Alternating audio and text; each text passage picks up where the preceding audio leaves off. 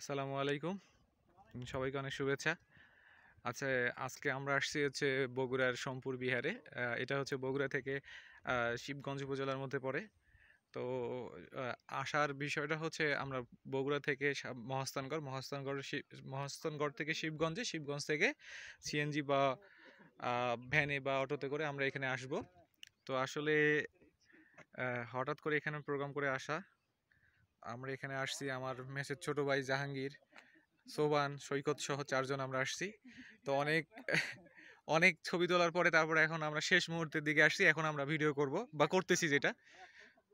So আসলে আমরা এখন পুরো ভিউটা দেখাই যে চাচ্ছি আর কি সোমপুর বিহারের। আপনারা দেখেন,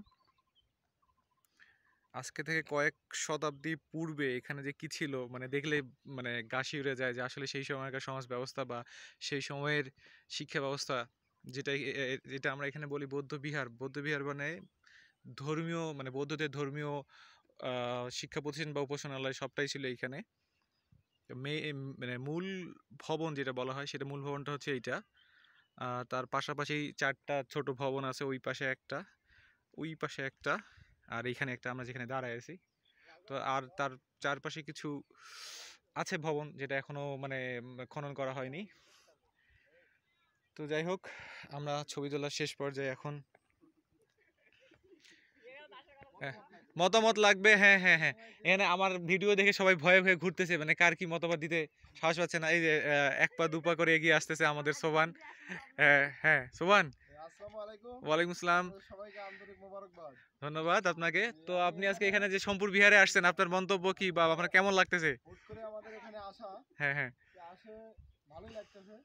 জি আরো ভালো লাগতেছে এখানে যে ভিক্ষুকদের জন্য যে আবাসস্থল করা হয়েছিল, জি জি জি। সেটা দেখার পর।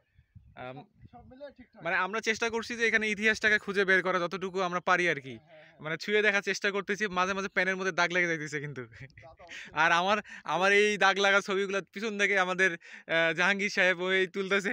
যেহেতু এখানে আপনি ঈদ একটু আসেন, আপনার মতামত, সুচিন্তিত মতামত বা আপনার কেমন লাগলো একটু বলেন। যেহেতু এখানে ঈদ দিয়ে সবকিছু তৈরি, সেজন্য একটু দাগ লাগতেই দাগ পারে। লাগতেই পারে। আচ্ছা আচ্ছা, তুমি যাবো না ওখান থেকেই বলো। আচ্ছা বলো বলো, তোমার আমি ক্লোজ করছি। আচ্ছা জাহাঙ্গীর, হ্যাঁ বলো বলো, তোমার মন্তব্য কি? তোমার মন্তব্য নাই? আহ, তাহলে বলে দাও আমি গান ভালোবাসি বা আমি বৌদ্ধ বিয়ে। আচ্ছা আচ্ছা, ঠিক আছে। হ্যাঁ।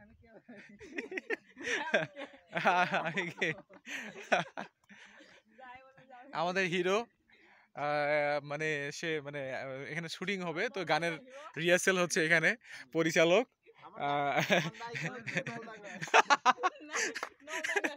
দলডাঙ্গা হিরো। এই সৈকত, এদিকে আসো, এদিকে আসি, তুমি ক্যামেরাটা নাও একটু, আমার কয়েকটা কথা বলতেছি। এই যে আমাদের সৈকত আসলো, এখন ক্যামেরা হস্তান্তর হবে। আচ্ছা, ঠিক আছে। আপনার ওপিনিয়ন এখন আপনি দেন। ক্ষুধা লাগছে। আমি তো এদিকে এদিকে ঘুরে আসো। যে আমাদের আমাদের আমাদের সম্মানিত ক্যামেরাম্যান। সৈকতকে অনেক ধন্যবাদ আমাকে হেল্প করার জন্য। এতক্ষণ ক্যামেরাটা আমার হাতে ছিল, তো আমি সবার ছবি উঠাতে পারলো বা সবাইকে আমার ক্যামেরা নিয়ে আসতে পারলো, আমি আমি সামনে আসতে পারতেছিলাম না। তো যাই হোক, সৈকত আমাকে সেই সুযোগটা করে দিচ্ছে। তো আসলে এই বিষয়টা হচ্ছে কি, আমরা হঠাৎ করে প্রোগ্রামে আমরা এই সোমপুর বিহারে আসছি। তো আসলে খুব বেশি এরিয়া জুড়ে না, খুব বেশি এরিয়া জুড়ে না। তো যতটুকু দেখলাম তারপরে খুব ভালো লাগতেছে আসলে।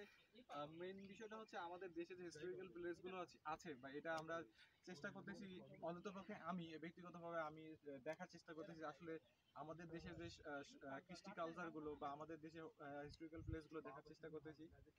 আর দেখে যেটা অভিজ্ঞতা হচ্ছে, সেটা হচ্ছে যে আসলে হাজার বছর আগে আমাদের সমাজ ব্যবস্থা বা শিক্ষা ব্যবস্থা কিরকম ছিল সেগুলো সম্পর্কে একটু ধারণা নেওয়ার চেষ্টা করতেছি। পুরোটা হয়তো সম্ভব হচ্ছে না। তো এই যে আমাদের সোবান সাহেব ওখানে, জাহাঙ্গীর সাহেব আমাদের হিরো, প্রডিউসার, আর আমি আমি আমি প্রোডাকশন।